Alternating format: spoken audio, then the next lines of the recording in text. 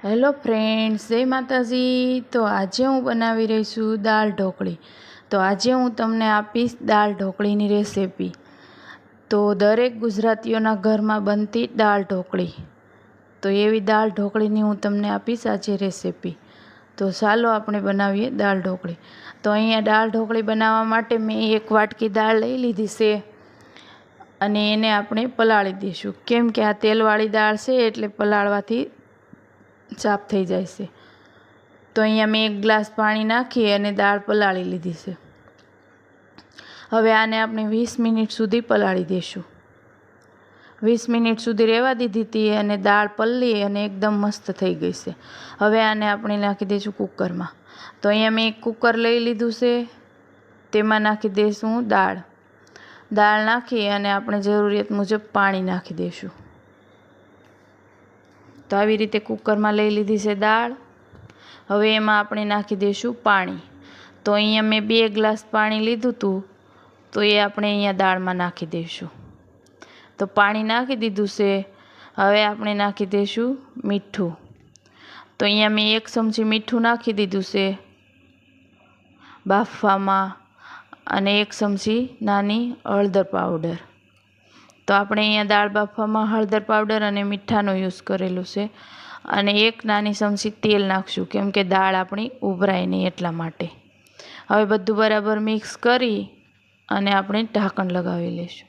તો ઢાંકણ ઢાંકી અને આપણે મૂકી દઈશું ગેસ પર દાળ બફાવા। તો તમે જુઓ દાળ આપણી બફાઈ ગઈ છે। હવે આપણે જોઈએ દાળ બફાણી છે કે નહીં। તો દાળ એકદમ મસ્ત બફાઈ અને તૈયાર થઈ ગઈ છે, એકદમ મીણ જેવી થઈ ગઈ છે દાળ। તો દાળ બફાઈ ગઈ છે બરાબર, પલાળેલી હતી એટલે જલ્દી બફાઈ ગઈ છે। હવે આને આપણે રહેવા દઈશું અને આપણે બાંધી લઈશું ઢોકળીનો લોટ। તો ઢોકળીનો લોટ બાંધવા માટે મેં અહીંયા 1 વાટકો ભરીને ઘઉંનો ઝીણો લોટ લઈ લીધો છે। હવે એ લોટને આપણે ચાળી લઈશું। લોટને ચાળી અને જે તે હોય તેમાંથી નીકળી જાય। તો અહીંયા લોટ મેં ચાળી લીધો છે। હવે આમાં નાખી દઈશું આપણે 2 ચમચી ભરીને ચણાનો લોટ। તો અહીંયા મેં 2 નાની ચમચી ચણાનો લોટ લઈ લીધો છે, તેને પણ મેં ચાળી લીધો છે। તો બંને બરાબર એકદમ ચાળી લીધા છે। હવે બંનેને આપણે મિક્સ કરી લઈશું। તો બંને લોટ મિક્સ કરી અને પછી આપણે એમાં નાખશું મસાલા। તો આવી રીતે ચણાનો લોટ નાખવાથી ઢોકળી એકદમ મસ્ત છૂટી છૂટી અને બહુ મસ્ત બને છે। થોડોક ચણાનો લોટ તમે નાખશો ને તો ઢોકળી બહુ મસ્ત બનશે।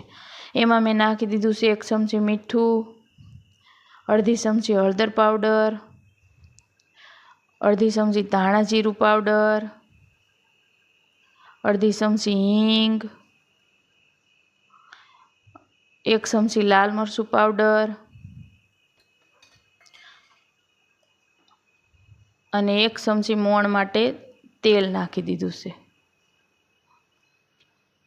અને અહીંયા મેં થોડાક અજમા લઈ લીધા છે, હાથથી ક્રશ કરી અને આપણે અજમા નાખી દઈશું।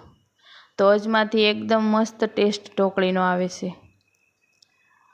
તો બધું હવે બરાબર મિક્સ કરી લેશું આપણે। બધા મસાલા લોટમાં મિક્સ કરી લેશું, તેલ પણ બરાબર મિક્સ થઈ જાય। બધું બરાબર મિક્સ કરી અને આપણે હવે થોડું થોડું પાણી નાખી અને લોટ બાંધી લેશું। એકયારે તમારે પાણી નથી નાખવાનું, થોડું થોડું પાણી નાખીને લોટ બાંધવાનો છે। તો અહીંયા મેં થોડું થોડું પાણી નાખી અને લોટ બાંધવાનું શરૂ કર્યું છે। તો અહીંયા મારે 1/2 કપ જેટલું પાણીની જરૂર પડી અને લોટ બંધાઈને તૈયાર છે। તો લોટ આપણે એકદમ કડક પણ નથી બાંધવાનો, એકદમ ઢીલો પણ નથી બાંધવાનો, એકદમ સોફ્ટ બાંધવાનો છે। તો લોટ એકદમ સોફ્ટ બંધાઈને તૈયાર થઈ ગયો છે। જો તમે આવી રીતે લોટ બાંધવાનો છે। હવે આપણે દાળનો વઘાર કરી લઈશું। તો વઘાર કરવા માટે મેં અહીંયા 1.5 મોટી ચમચી તેલ લઈ લીધું છે। તમે વધારે નાખવું હોય તો પણ નાખી શકો છો। મેં અહીંયા 1.5 ચમચી તેલ લીધું છે। હવે તેલ ગરમ થાય એટલે આમાં આપણે મસાલા ઉમેરી દઈશું। તો આપણે વઘાર કરતી વખતે રાઈમાં ફૂટે એટલી વાર આપણે ઢાંકીને રહેવા દઈશું, એટલે મસાલાની સુગંધ બરાબર વઘારમાં બેસી જાય. આપણે ખુલ્લું ઢાંકણ રાખીને વઘાર નથી કરવાનો. તો અહીંયા મેં એક તમાલપત્રનું પાંદડું, સૂકા લાલ મરચાં અને રાઈ નાખી અને ઢાંકી દીધું છે. તો રાઈ ફૂટી જાય ત્યાં સુધી આપણે ઢાંકીને રહેવા દઈશું.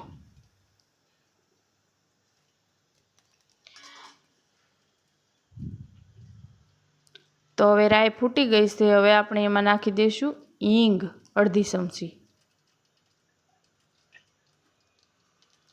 ચમચી હિંગ નાખી અને આપણે નાખી દઈશું મીઠી લીમડીના પાંદડા. મીઠી લીમડીના પાન નાખી અને આપણે નાખી દઈશું ટમેટું નાખી એક મીડિયમ સાઇઝનું ટમેટું લઈ લીધું છે મેં અહીંયા અને ઢાંકી દઈશું. એટલે એકદમ વઘાર મસ્ત બેસી જશે વઘાર. હવે આપણે આને હલાવી લેશું. આને આપણે એકદમ સળવા નથી દેવાનું. દાળ નાખશું ત્યારે આ સળશે. થોડી વાર માટે થવા દઈશું આને. થોડુંક મીઠું નાખી દીધું છે ટમેટાં ગળે એટલા માટે. હવે આને ઢાંકણ ઢાંકી અને થોડીક વાર માટે થવા દઈશું. ઝાઝો ટાઈમ આને સળવા દેવાનું નથી. હવે આને આપણે મસાલા કરી લઈશું.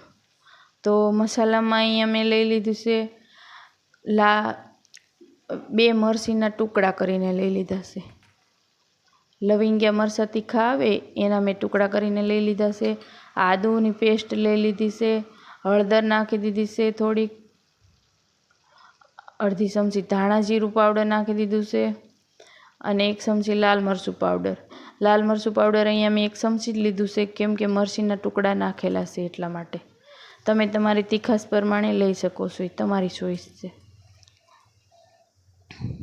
હવે આ બધું બરાબર હલાવી અને આપણે એમાં નાખી દઈશું દાળ. દાળ નાખી અને આપણે ઉપરથી પાણી નાખશું કેમ કે દાળ ઘટશે એટલા માટે. આમાં મેં નાખી દીધું છે 1.5 ગ્લાસ જેટલું પાણી. કેમ કે દાળ ઢોકળીની દાળ આછી જ હોવી જોઈએ. ઘાટી હોય તો તે એકદમ જામી જાય છે દાળ ઢોકળી. તો આવી રીતે આછી દાળ રહેવા દઈશું અને આપણે આને થવા દઈશું ઢાંકીને.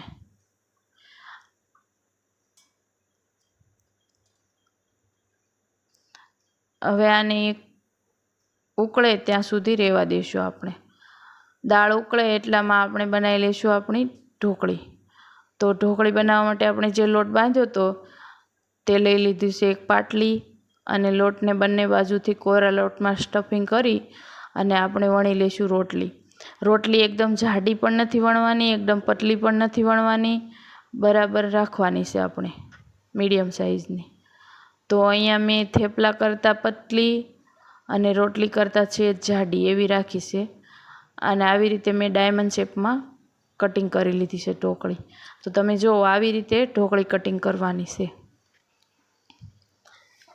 આવી રીતે કટિંગ કરવાથી તે મસ્ત દેખાય છે. હવે બધી ઢોકળી આપણે આવી રીતે કટિંગ કરી લેવાની છે. તો દાળ આપણી ઉકળતી હોય તેમાં જ આપણે ઢોકળી નાખવાની છે. જો ઠંડી દાળમાં તમે ઢોકળી નાખશો અને પછી ગેસ ચાલુ કરશો તો ઢોકળી સોટી જશે તમારી. તો અહીંયા ઉકળતી દાળમાં આપણે બધી ઢોકળી નાખી દઈશું અને એક એક કરીને આપણે ઢોકળી નાખશું. જો તમે બધી એકસાથે નાખી દેશો તો પણ તે એકબીજા સાથે ચીપકી જશે. તો અહીંયા મેં બધી એક એક કરી અને નાખી દીધી છે ઢોકળી. હવે આને આપણે 10 મિનિટ માટે સળવા દઈશું કેમ કે 10 મિનિટ તો આને રહેવા જ દેવી પડશે, નકર કાશી રહે આપણી ઢોકળી.